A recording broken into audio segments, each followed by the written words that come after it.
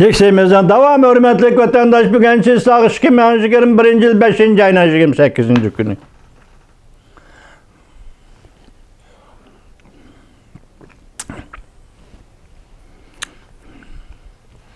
Lüksiyana devam eşindak. Avam Palatası İstihbarat Komitesi'nin reisi. Demokratlar Partisi'nin mensubu Adam Çep haftanın 3. günü ilan kılgan bayanatında Prezident Joe Biden memuri dairlerinin yeni hükümlük virasının kelişmen beyni tekşürüşünü karar kılganlığını kolladı. Okşaşlı Cungo dairlerinin menfaatini izleş yolu da o keçirinler.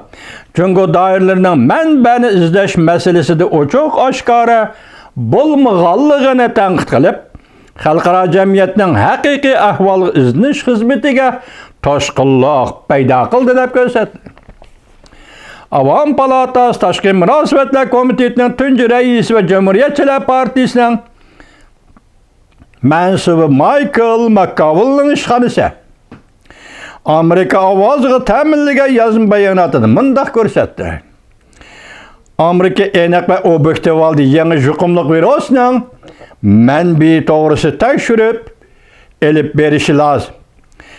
Kelar qatim bundaq voqeani yana portlab chiqishining oldini olishi lozim. Shubhisizki Cungo Kompartiyasi paketlarni izchillashtirib keldi. Va kechiringlar, Cungo Kompartiyasi paketlarni izchil yoshirib keldi. Bütün dünyaya yuqumli virus to'g'risida ogohlantirish berishlarini bostırıp keldi. Amerika mas'uliyatni surishti qilish jihati kapolat qilish kelgusida yuqumli virusning zo'r darajada portlab chiqishining oldini olishi. 2019 yil yuqumli virusning kelish manbaini tashqaridan tekshirishda odil, o'zil-kesil tekshirish elib berishi lozim deb ko'rsatdi.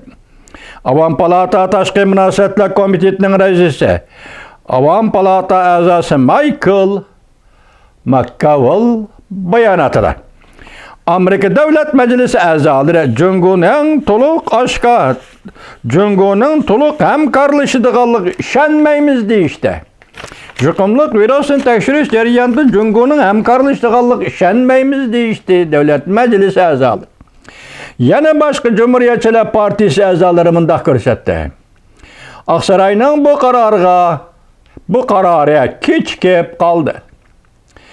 O'tgan yili yuqumli virus portlagan dastlabki chog'larda gumallanish nuqtasi Wuhan yuqumli virus tadqiqot ishxonasiga qaratilgan. Cumhuriyetchilar Partiyasi mansubi senator Tom Cotton Twitter'da fikir qoldirib mundaq: Prezident Joe Biden'ning haftaning 3. kuni e'lon qilgan bayonoti to'g'risida to'xtalib mundaq ko'rsatdi. Bak oz bo'ldi. Ya'ni bayonotning mazmuni bak oz bo'ldi. Balki kechikib qoldi deb ko'rsatdi. Rost kechikib qolganmi deb vatandoshim. Lekin shuni ko'rib oling-ki, hozir Oqsaroy Prezident Joe Biden'ning bayonoti Davlat Majlisi shu kunda o'xshash bir kunda atdiganda Prezident Joe Biden'ning bayonoti kech tarafda Kengash palatasi yuqori qonun qarorlari vatandoshim. Demak, Kongress a'zolarining hozirgi ahvolini sizlarga topshirishim, yuqumli virus masalasi Davlat Majlisi o'xshash fikrga ega. Ikki partiya o'xshash fikrga ega. Hatto Prezident Joe Biden Davlat Majlisiga topshirgan xizmatda nima dedi? Tekshirish, istihbarat tekshirish, buningga Davlat Majlisi a'zolari mas'ul bo'lish yoki bu xizmatni egallab turish, bilib turish, bu xizmatni ishlash jarayoniga ko'ngil bo'lish degandek ma'noda Prezident Joe Biden Davlat Majlisiga shundoq dedi. Davlat Majlisi a'zolari Prezident Joe Bidenga shundoq dedi. Mayli kechikib qoldi desin, mayli vaqti bo'ldi desin, hozir Davlat Majlisi bilan Oqsaroyning virus masalasidagi maydoni birdek bu. Shundaqmi vatandoshim? Men sizga boshda aytdim-ku, bu qatim Prezident Joe Biden'ning 26 kuni e'lon qilgan bayonoti bilan Amerikada Jungo siyosati yana bir qatim o'zgardi. buruluş 180 graduslik buruluş. Bu qatimki buruluş dunyoviy buruluş. Çünkü yuqumli virus meselesi bir Amerika'nın meselesi emas, bütün dünyanın meselesi. Hazır, mana şu dərəcəyə yetib gəldi vəziyyət. Endi bundan keyinkini ətirdən başlap sözləyimiz, hörmətli vətəndaşlar. Allah sizlərni aman qılsın vətəndaşlar.